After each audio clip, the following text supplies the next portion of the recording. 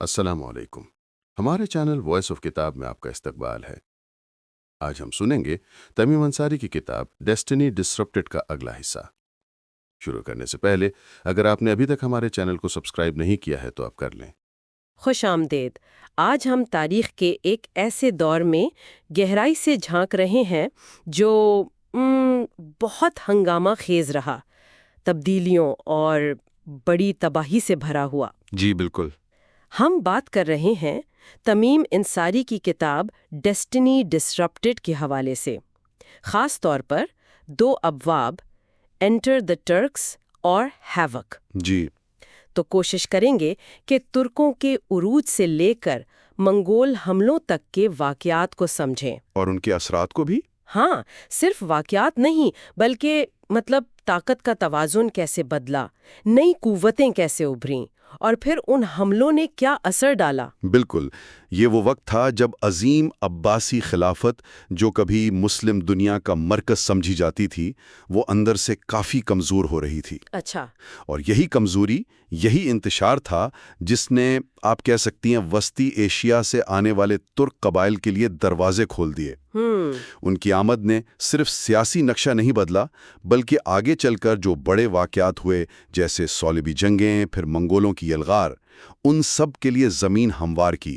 اس نے تاریخ کا رخ ہی موڑ دیا۔ تو آئیے ذرا پہلے لکھتے ہیں، ترکوں کی بڑی لہر آنے سے پہلے کیا صورتحال تھی؟ عباسی خلافت بغداد میں تو موجود تھی، لیکن کیا طاقت واقعی ان کے پاس تھی؟ نہیں، طاقت تو نہیں تھی۔ ذرائع تو یہی بتاتے ہیں کہ اسپین میں اموی، مصر میں فاطمی، یہ تو پہلے ہی الگ خلافتیں قائم کر چکے تھے، مرکزیت تو ختم ہو چکی تھی نا؟ جی ہاں، انتشار شاید سب سے اہم لفظ ہے اس دور کو سمجھنے کے لیے۔ 3 خلافتیں؟ جی، اور خود بغداد جو مرکز تھا وہ بہت کمزور ہو چکا تھا۔ عباسی خلیفہ تو بس نام کے حکمران رہ گئے تھے۔ کٹ پتلی جیسے؟ بالکل۔ پہلے پارسی شیعہ خاندان بواہی ان کے ہاتھوں میں تھے، اور مزے کی بات یہ کہ بواہی خود اپنی طاقت کے لیے ترک غلام سپاہیوں پر انحصار کرتے تھے، مملوک جنہیں کہتے ہیں۔ مملوک یہ کون تھے؟ غلام سپاہی؟ جی، بنیادی طور پر وسطی ایشیا کے غیر مسلم علاقوں سے لائے گئے غلام، انہیں مسلمان بنا کر فوجی تربیت دی جاتی تھی۔ اچھا۔ ان کی وفاداری کسی قبیلے یا علاقے سے نہیں، بلکہ سیدھی مالک سے ہوتی تھی، تو حکمران انہیں زیادہ قابل بھروسہ سمجھتے تھے۔ لیکن پھر ہوا کیا؟ ہوا یہ کہ رفتہ رفتہ انہوں نے خود ہی اصل طاقت حاصل کر لی۔ یعنی غلام سپاہی ہی اصل میں حکومت چلا رہے تھے؟ یہ تو بڑی عجیب بات ہے۔ جی ہاں، عجیب صورتحال تھی۔ انصاری اسی تضاد پر روشنی ڈالتے ہیں کہ جنہیں لایا گیا وفاداری کے لیے، وہی طاقت کا مرکز بن گئے۔ تو ان مملوکوں کے بعد پھر بڑے پیمانے پر ترک قبائل آئے؟ بالکل۔ دیکھیں، طاقت کا خلا تو کہیں نہ کہیں سے پر ہوتا ہی ہے۔ پہلے آئے غزنوی، محمود غزنوی کی قیادت میں۔ محمود غزنوی؟ جی، ہندوستان پر حملوں والے۔ جی وہی۔ مشرقی ایران، افغانستان میں مرکز بنایا اور ہندوستان پر کئی حملے کیے۔ وہ علم و ادب کے سرپرست بھی تھے۔ فردوسی اور شاہ نامہ کا مشہور قصہ اسی دور کا ہے۔ اچھا۔ لیکن غزنویوں سے زیادہ، آپ کہہ لیں، پائیدار اثر سلجوکیوں کا ہوا۔ سلجوکی؟ یہ کون تھے؟ یہ بھی وسطی ایشیا کے خانہ بدوش ترک قبائل تھے۔ انہوں نے سنی اسلام قبول کیا۔ اچھا۔ انہوں نے پہلے غزنویوں کو ہرایا اور پھر 1055 میں بغداد میں داخل ہو کر بوائیوں کا خاتمہ کر دیا۔ 1055؟ تو انہوں نے بغداد پر قبضہ کر لیا؟ جی، اور ان کے رہنما تغرل بیگز نے خلیفہ سے سلطان کا لقب حاصل کیا۔ یہ ایک بہت ہی اہم موڑ تھا۔ سلطان؟ اس کا کیا مطلب ہوا؟ اس کا مطلب یہ ہوا کہ پہلی بار واضح طور پر فوجی اور سیاسی طاقت، یعنی سلطنت، خلیفہ کے مذہبی اختیار سے الگ ہو گئی۔ اچھا، یعنی خلیفہ صرف روحانی پیشوا رہ گیا؟ بالکل، اصل حکمران سلطان بن گیا۔ سلطان، طاقت کی ایک نئی تقسیم، یہ تو خلافت کے تصور میں ہی ایک بہت بڑی تبدیلی تھی۔ تو سلجوکیوں نے اس نئی طاقت سے اپنی سلطنت کو پھیلایا بھی؟ جی ہاں، کافی تیزی سے پھیلایا، خاص طور پر تغرل کے جانشین الپارسلان اور پھر ملک شاہ کے زمانے میں۔ اور ان کے ساتھ ایک بہت ہی قابل وزیر تھے، نظام الملک، فارسی تھے۔ نظام الملک، ان کا نام تو سنا ہے۔ انصاری ان کی انتظامی صلاحیتوں کو بہت اہمیت دیتے ہیں۔ سلجوکیوں کی سب سے، آپ کہہ لیں، فیصلہ کن فوجی کامیابی تھی 1071 میں بائزنٹینی سلطنت کے خلاف، جنگ ملازگرد۔ ملازگرڈ، مینزیکیرڈ۔ جی، مینزیکیڈ۔ اس جنگ نے اناطولیہ یعنی آج کا جو ترکی ہے اس کا بڑا حصہ ترک قبائل کی آباد کاری کے لیے کھول دیا، جس کے اثرات آج تک ہے۔ اور نظام الملک نے صرف سلطنت نہیں چلائی، انہوں نے اسے نظریائی بنیادیں بھی دیں، نظامیہ مدارس کا ایک پورا جال بچھایا۔ نظامیہ مدارس یہ کس لیے تھے؟ یہ صرف تعلیم کے لیے نہیں تھے، یہ سنی اسلام کی ترویج، سلطنت کے لیے پڑھے لکھے منتظمین، علماء تیار کرنے کا ذریعہ بھی تھے، ایک طرح سے سافٹ پاور کا استعمال تھا۔ اچھا، فوجی طاقت، انتظامیہ، نظریاتی بنیادیں، یہ تو ایک منظم سلطنت لگ رہی ہے۔ لیکن اسی دور میں ایک اور تاریک عنصر کا بھی ذکر آتا ہے، حسن صباح اور حشاشین۔ اساسنز، جی، یہ اس دور کا ایک تاریک اور کافی پر اسرار پہلو ہے۔ حسن صباح ایک ایرانی اسماعیلی دائی تھا۔ ایرانی؟ جی، شمالی ایران کے پہاڑوں میں قلعہ آلموت کو مرکز بنایا، سلجوکی حکومت کا شدید مخالف تھا۔ تو اس نے کیا کیا؟ اس نے ایک بڑی منظم خفیہ تنظیم بنائی اور اپنے مخالفین کو ختم کرنے کے لیے سیاسی قتل کا ایک نیا طریقہ اپنایا، فدائین کا استعمال۔ فدائین؟ جی، جو اپنی جان کی پرواہ کیے بغیر اہم شخصیات کو قتل کرتے تھے۔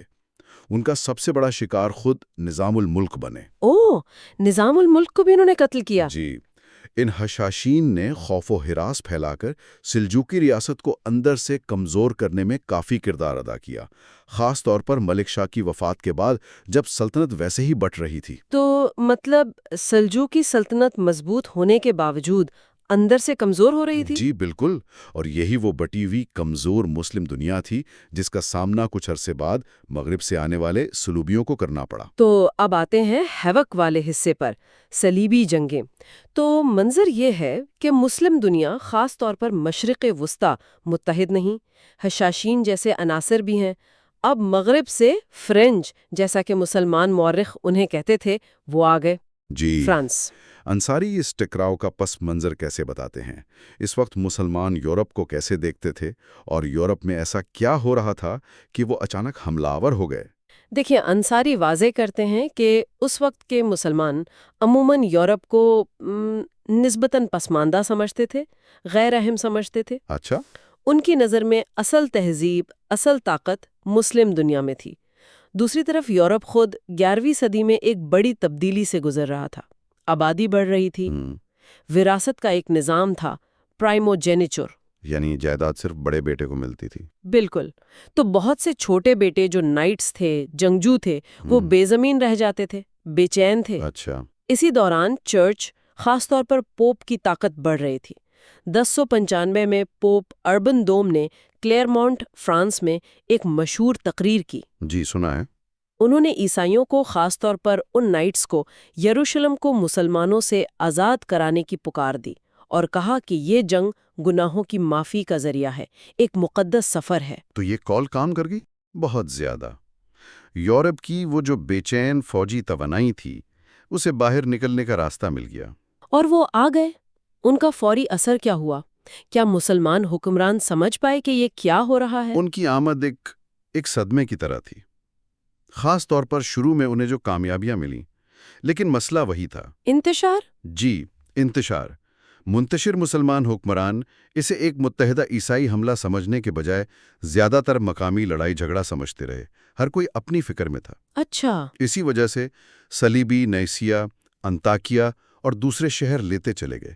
انصاری مارات النعمان جیسے واقعات کا ذکر کرتے ہیں جہاں قبضے کے دوران بڑی بربریت ہوئی۔ اور پھر یروشلم؟ جی، 1099 میں یروشلم پر قبضہ، اور وہاں انہوں نے ایک بہت خوفناک قتل عام کیا۔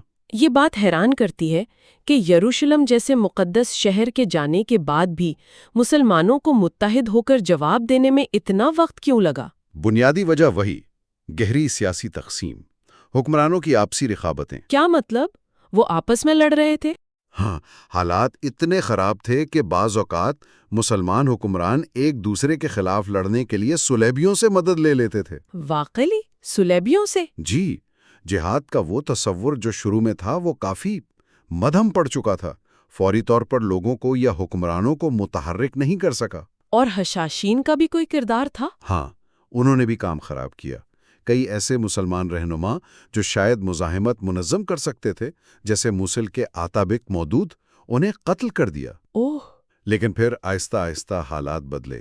مزاحمت کی پہلی بڑی کامیابی عماد الدین زنگی کے ہاتھوں ہوئی۔ 1144 میں اڈیسا واپس لیا۔ زنگی؟ پھر ان کے بیٹے نور الدین زنگی نے انہوں نے باقاعدہ جہاد کے نظریے کو دوبارہ زندہ کیا، اسے اپنی پالیسی بنایا، مسلمانوں کو متحد کرنے کی کوشش کی۔ اور پھر آئے صلاح الدین ایوبی؟ جی بالکل، اسی سلسلے کی کڑی صلاح الدین ایوبی۔ صلاح الدین، یہ نام تو ہر کوئی جانتا ہے، مغرب میں بھی، مشرق میں بھی۔ انصاری ان کے بارے میں کیا کہتے ہیں؟ انصاری انہیں ایک بہت اہم شخصیت کے طور پر دیکھتے ہیں۔ کرد پس منظر تھا، نور الدین زنگی کی فوج میں تھے۔ اچھا۔ انہوں نے پہلے مصر میں خاتمی خلافت ختم کی، پھر شام کو متحد کیا، ایک بڑی ریاست بنائی جو صلیبیوں کا مقابلہ کر سکے۔ ان کی کامیابی کی وجہ کیا تھی؟ صرف فوج؟ نہیں، انصاری کہتے ہیں صرف فوجی صلاحیت نہیں، بلکہ ان کی شخصیت بھی، دینداری، انصاف، فیاضی، اپنے مقصد سے لگن۔ ان کی سب سے بڑی کامیابی 1187 میں حطین کی جنگ، صلیبیوں کو فیصلہ کن شکست دی، حطین، اور اس کے بعد یروشلم فتح کیا۔ لیکن اہم بات یہ ہے کہ انہوں نے یروشلم میں قتل عام نہیں کیا۔ 1099 کے برعکس؟ جی بالکل برعکس، غیر مسلموں کو امان دی، قیدیوں سے اچھا سلوک کیا۔ انگلستان کے بادشاہ رچرڈ شیردل کے ساتھ ان کی رقابت اور احترام کے قصے بھی مشہور ہیں۔ تو صلاح الدین کے بعد صلیبیوں کا زور ٹوٹ گیا؟ کافی حد تک ٹوٹ گیا، اگرچہ وہ ساحلی علاقوں میں مزید 100 سال تک رہے، لیکن مجموعی طور پر انصاری کے مطابق صلیبی جنگوں کا مسلم تہذیب پر کوئی بہت گہرا ثقافتی یا جغرافی اثر نہیں پڑا، لیکن ہاں ایک نفسیاتی زخم ضرور تھا۔ تو ایک طوفان کچھ تھما کہ مشرق سے ایک اس سے کہیں بڑا سیلاب آ گیا، منگول؟ جی ہاں، صلیبی خطرہ بھی پوری طرح ٹلا بھی نہیں تھا کہ مشرق سے چنگیز خان کے قیادت میں منگول اٹھے۔ اس کی وجہ کیا بنی؟ فوری وجہ تو خوارزم شاہی سلطنت کے حکمران کی غلطی تھی۔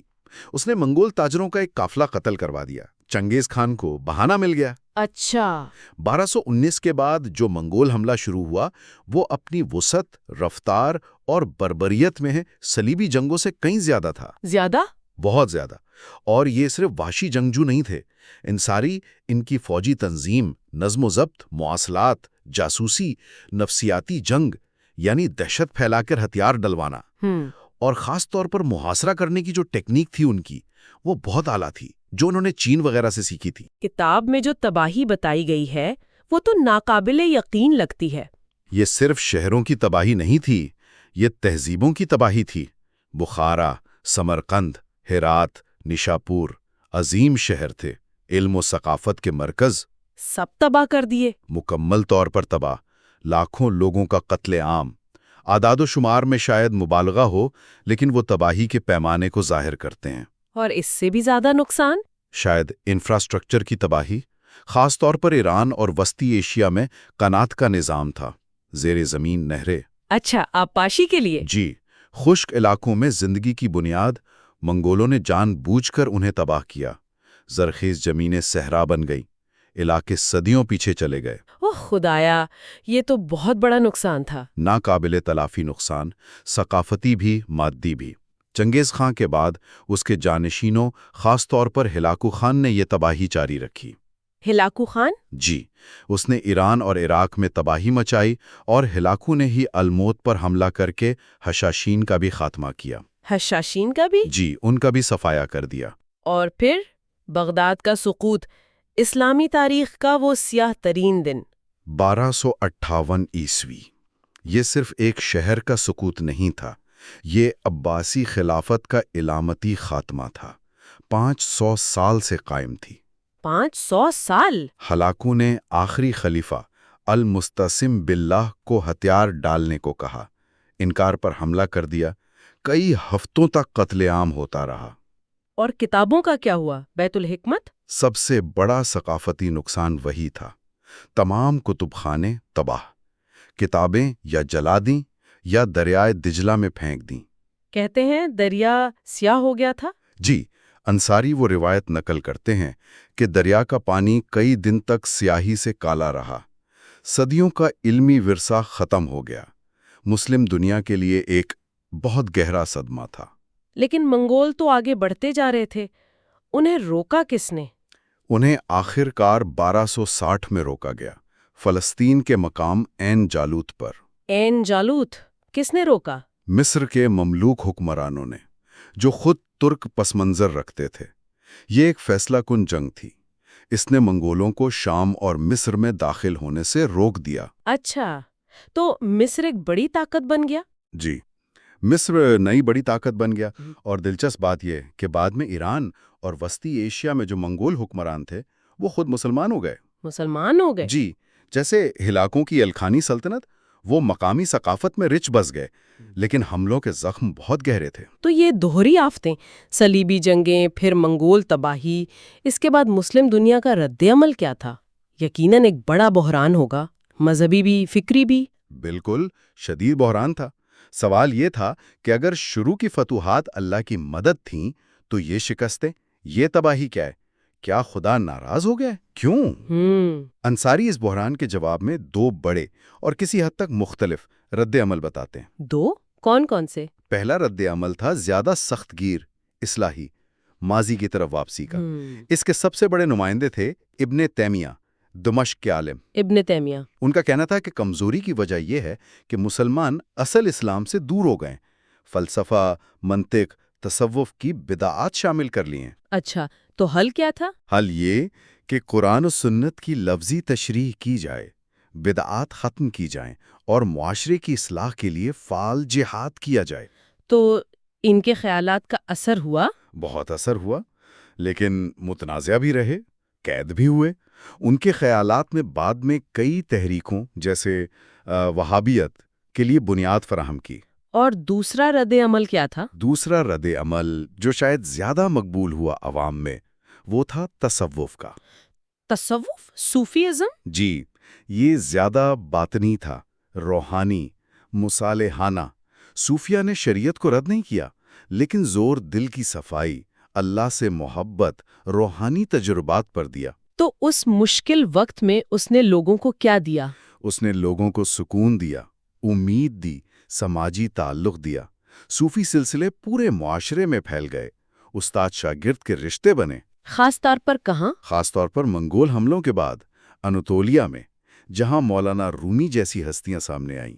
رومی؟ جی، اور یہ صوفی سلسلے اکثر مقامی دستکاروں، تاجروں کی تنظیموں، جنہیں آخی کہتے تھے، کے ساتھ مل کر کام کرتے تھے، تو انہوں نے تباہ حال معاشرے کو جوڑنے میں بھی کردار ادا کیا۔ یہ بڑا دلچسپ تضاد ہے، ایک طرف ابن تیمیہ کی سخت گیری، دوسری طرف تصوف کا نرم باطنی راستہ، اور آپ نے اناتولیا کا ذکر کیا جو منگول تباہی سے نسبتاً بچا رہا، وہاں تصوف بھی پھیل رہا تھا۔ یہ صورتحال کس چیز کا باعث بنی؟ اناتولیا، جو پہلے بائزنطین تھا، پھر ترک آ گئے، وہ منگول حملوں کے بعد ایک نئی سیاسی حقیقت کا مرکز بنا۔ سلجوقی حکومت کمزور ہو گئی، بائزنطین سرحد پر کئی چھوٹی چھوٹی ترک ریاستیں بن گئیں، بے لختیں۔ اچھا۔ ان کی قیادت غازی سردار کر رہے تھے، یہ آپس میں بھی لڑتے تھے، بائزنطینیوں سے بھی۔ اسی افراتفری میں انصاری بتاتے ہیں ان غازی ریاستوں میں سے ایک، جس کی قیادت عثمان نامی سردار کے خاندان نے کی، وہ آہستہ آہستہ باقیوں پر غالب آ گئی۔ عثمان؟ یعنی عثمانی؟ جی بالکل، یہی عثمانی تھے جنہوں نے اگلی عظیم عالمی اسلامی سلطنت کی بنیاد رکھی، جو 600 سال سے زیادہ قائم رہی۔ تو ایک طرح سے منگول تباہی نے نئی طاقت کے لیے جگہ بنا دی؟ جی، ایک طرح سے کہہ سکتے ہیں کہ پرانے ڈھانچے کو ختم کر کے نئی طاقت کے ابھرنے کی راہ ہموار کی۔ واقعی کیا غیر معمولی اور ہنگامہ خیز دور تھا جس پر ہم نے آج بات کی، عباسی خلافت کے بکھرنے سے لے کر ترکوں کے عروج تک، پھر صلیبی جنگیں، اور پھر منگولوں کی وہ تباہی جس نے سب کچھ بدل دیا۔ جی، ان واقعات نے واقعی مسلم دنیا کا نقشہ بھی بدلا اور شاید سوچنے کا انداز بھی۔ بالکل، اور یہ صرف بیرونی حملوں کی کہانی نہیں ہے، یہ اندرونی کمزوری، تقسیم اور پھر ان پر رد عمل کی کہانی بھی ہے۔ ابن تیمیہ کی فکر، تصوف کی روحانیت، یہ دونوں اس گہری تلاش کو دکھاتے ہیں جو مسلم معاشرہ اس بحران میں کر رہا تھا، اپنی شناخت، اپنی تاریخ، اپنے مستقبل کے معنی۔ صحیح، یہ ظاہر کرتا ہے کہ معاشرے اتنے بڑے صدموں سے کیسے نمٹتے ہیں، جواب کہاں تلاش کرتے ہیں؟ جی، مذہب میں، فکر میں، سماجی تنظیموں میں۔ تو آج کی اس گفتگو کے آخر میں ہمارے سامعین کے لیے غور و فکر کے لیے کوئی خاص نقطہ؟ انصاری کی کتاب کا مرکزی خیال یہی ہے کہ تاریخ کو مختلف زاویوں سے دیکھا جا سکتا ہے، تو اسی حوالے سے اس نقطے پر غور کریں۔ منگول تباہی بلا شبہ خوفناک تھی، لیکن کیا یہ ممکن ہے کہ اس ہماغیر تباہی نے غیر ارادی طور پر ایک طرح کی صفائی کا کام کیا ہو؟ صفائی کا کام مطلب یہ کہ کیا اس نے پرانے کمزور سیاسی ڈھانچوں، علاقائی طاقتوں کو اس طرح مٹا دیا کہ اس کے بعد عثمانیوں جیسی زیادہ بڑی، مرکزی نظریاتی طور پر زیادہ یکسو سلطنت کا ابھرنا آسان ہو گیا؟ اچھا، کیا اتنی بڑی تباہی نہیں وہ خلا پیدا کیا جسے صرف ایک نئی، زیادہ مضبوط اور وسیع طاقت ہی پر کر سکتی تھی؟ دلچسپ سوال ہے کہ کیا تباہی خود تعمیر نو کی ایک غیر ارادی شرط بن سکتی ہے؟ یقیناً اس پر مزید سوچا جا سکتا ہے۔ ایسے اور خلاصوں کے لیے وائس آف کتاب کو لائک، شیئر اور سبسکرائب ضرور کریں۔ آپ اور کون سی کتاب کا خلاصہ سننا چاہتے ہیں؟ کامنٹ کر کے بتائیں۔